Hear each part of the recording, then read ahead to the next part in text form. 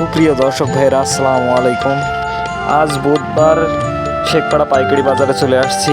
কোন কাঁচামালের কত টাকা দাম তা জানাবো, আপনারা দেখতে থাকুন পুরো ভিডিও। বিখ্যাত কাঁচামালের পাইকারি বাজার, কোন মালের কেমন দাম যাচ্ছে আমাদের ব্যাপারী ভাইদের কাছ থেকে জানবো। ভিডিওর সাথে থাকবেন ভাই। আজকে সিমের দাম কেমন গেল? এই রূপবান সিম 40 টাকা কেজি। আর বেগুন 30 টাকা কেজি। আর বাঁধাকপি 20 টাকা পিস।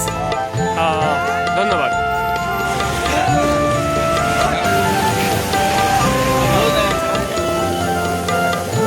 লাউ বিক্রি হলো আজকে 20 থেকে 22 টাকা পিস লাউ।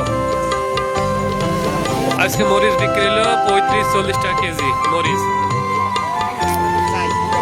বাবা আজকে মরিচের দাম কেমন আছে? 40-38। তার দাম তো অনেক কমে গিয়েছে আগেছে। ঠিক আছে, ধন্যবাদ।